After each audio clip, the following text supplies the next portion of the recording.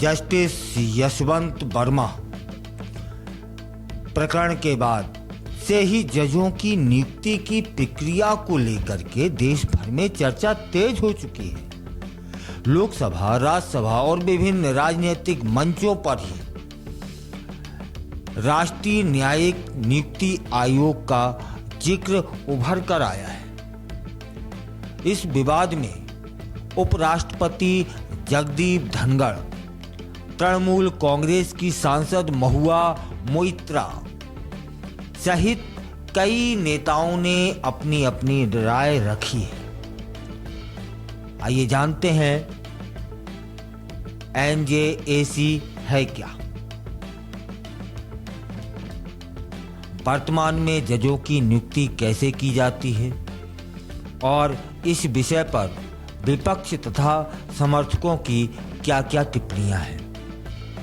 2014 में नरेंद्र मोदी सरकार ने लोकसभा जीतने के बाद राष्ट्रीय न्यायिक नियुक्ति आयोग के निर्माण का प्रस्ताव रखा। इसका उद्देश्य पारंपरिक कॉलेजियम प्रणाली के विकल्प के रूप में न्यायपालिका में नियुक्ति की प्रक्रिया में पारदर्शिता और संतुलन लाना था। एनजेएसी में सरकार, विपक्ष, नागरिक समाज और सिविल सोसाइटी के प्रतिनिधियों को शामिल करने का प्रावधान भी था, जिससे उच्च न्यायालयों तथा सर्वोच्च न्यायालय में जजों की नियुक्ति में निष्पक्षता सुनिश्चित हो सके। हालांकि 2015 में सुप्रीम कोर्ट ने एनजेएसी विधेयक को असंवैधानिक करार दिया और कहा कि जजों की नियुक्ति का अधिकार पूर्व से प्रचलित कॉलेजियम प्रणाली के अधीन रहना चाहिए। सुप्रीम कोर्ट के निर्णय में कहा गया था कि कॉलेजियम प्रणाली संविधान में स्पष्ट रूप से उल्लेखित नहीं है, परंतु जजेज के मामलों के माध्यम से इसकी व्याख्या की गई है। इस फैसले में अधिकांश जजों ने मतदान करते हुए यह सुनिश्चित किया कि वर्तमान प्रणाली में चीफ जस्टिस की भूमिका केंद्रीय बनी रहे। कॉलेजियम प्रणाली और इसकी सीमाएं। कॉलेजियम प्रणाली 1993 से चली आ रही है, जिसमें सुप्रीम कोर्ट के कुछ फैसलों के आधार पर जजों की नियुक्ति की जाती है। इसे संविधान में कहीं स्पष्ट रूप से उल्लेखित नहीं किया गया है, लेकिन न्यायपालिका नए जजेस केस के माध्यम से इस व्यवस्था को मान्यता दी है। आलोचकों का कहना रहता है कि कॉलेजियम प्रणाली पारदर्शिता और प्रतिनिधित्व के मामले में कमजोर है। वरिष्ठ वकीलों ने इस व्याख्या में सुधार की मांग की है, जिससे न्यायिक नियुक्ति प्रक्रिया में अधिक संतुलन और जवाबदेही लाई जा सके। एनजेएसी के निर्माण के लिए संविधान संशोधन विधेयक पेश करना होता है,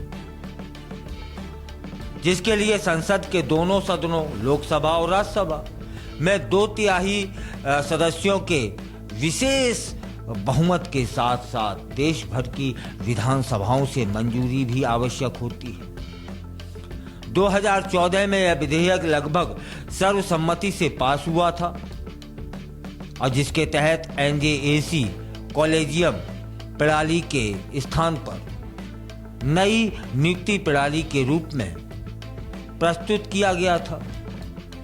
भाजपा क्या कहती है वह भी जान लेते हैं कि तत्कालीन वित्त मंत्री अरुण जेटली ने बताया था कि एनजेएसी में उच्च न्यायालय और सर्वोच्च न्यायालय में नियुक्ति का निर्णय तब भी न्यायपालिका के हाथ में रहेगा, क्योंकि सुप्रीम कोर्ट के चीफ जस्टिस और 2 अन्य जजों के पास पहले से ही बहुमत है। साथ ही सरकार ने यह भी स्पष्ट किया कि एनजेएसी में शामिल सिविल सोसाइटी के 2 सदस्यों का चुनाव सरकार, विपक्ष और सीजेआई द्वारा किया जाएगा, जिससे संतुलन सुनिश्चित हो सके। अब कांग्रेस क्या बोलती है वह भी जान लेते हैं। कांग्रेस ने भी एनजेएसी के विधेयक को समर्थन दिया था, लेकिन नेता कपिल सिब्बल ने इसमें उठाए गए कुछ प्रश्नों पर ध्यान आकर्षित किया।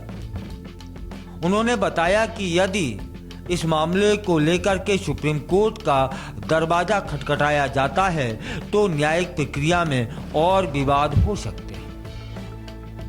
तृणमूल कांग्रेस के सांसद हैं महुआ मोइत्रा ने कहा कि केंद्र सरकार इस मामले का इस्तेमाल सुप्रीम कोर्ट और हाई कोर्ट के जजों की नियुक्ति को बदलने के लिए करना चाहती है। वहीं विपक्षी दलों ने भी कुछ ने कहा कि एनजेएसी के समर्थन में आरक्षण का प्रावधान होना चाहिए, क्योंकि कॉलेजियम प्रणाली पर्याप्त प्रतिनिधित्व देने में असफल रही है। सुप्रीम कोर्ट का निर्णय और वर्तमान स्थिति 2015 में सुप्रीम कोर्ट में एनजेएसी विधेयक को असंवैधानिक करार देते हुए कहा कि न्यायपालिका की स्वतंत्रता को सुनिश्चित करने के लिए वर्तमान में जजों की नियुक्ति का कार्य कॉलेजियम प्रणाली के अंतर्गत ही किया जाना चाहिए। कोर्ट कहती है कि एनजेएसी के गठन से न्यायपालिका में हस्तक्षेप होगा और इससे न्यायिक स्वतंत्रता पर विपरीत प्रभाव पड़ सकता है। वर्तमान में 10 साल बाद एनजेएसी का पुनः चर्चा उठी है। हालांकि 2014 के समय की तरह विपक्षी दलों में अब सरकार के साथ एकरूपता देखने को नहीं मिल रही है। कांग्रेस के कुछ नेताओं ने कहा है कि एनजेएसी को जानबूझकर उठाया जा रहा है ताकि न्यायपालिका के मौजूदा ढांचे में बदलाव किया जा सके। वहीं टीएमसी और अन्य विपक्षी दलों ने भी इस मुद्दे पर अलग अलग राय रखते हुए इसे राजनीतिक दांवपेच का हिस्सा बताया है। और राज्यसभा में उपराष्ट्रपति जगदीप धनखड़ ने भी एनजेएसी का मुद्दा उठाया। उन्होंने कहा कि यदि एनजेएसी लागू होता है तो चीजें पूरी तरीके से अलग हो जाएंगी। धनखड़ ने यह भी कहा कि संविधान संशोधन की न्यायिक समीक्षा के लिए कोई प्रावधान नहीं है और 2015 में पारित कानून को राष्ट्रपति द्वारा प्रमाणित किया गया था। उन्होंने जोर देकर कहा कि यदि इस मुद्दे को पुनः उठाया जाता है तो यह न केवल न्यायपालिका में बल्कि पूरे देश में संवैधानिक ढांचे पर भी सवाल उठाएगा।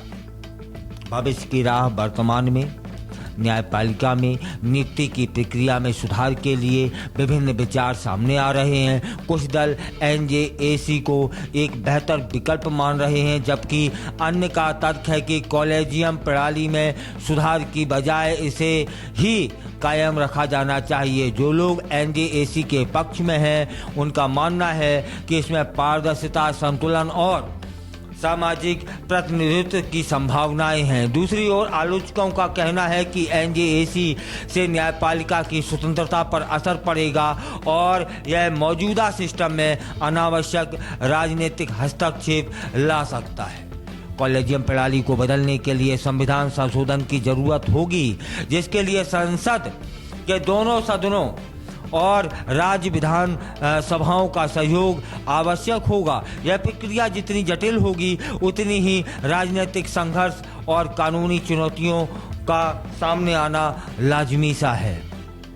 आज की यह चर्चा एनजेएसी और कॉलेजियम प्रणाली के बीच के मतभेदों को उजागर करती है, जबकि सरकार का कहना है कि एनजेएसी न्यायिक नियुक्ति में पारदर्शिता और संतुलन लाने में सहायक होगा। आप क्या सोचते हैं? कमेंट के माध्यम से बताइएगा जरूर। आपके कमेंटों का इंतजार रहेगा।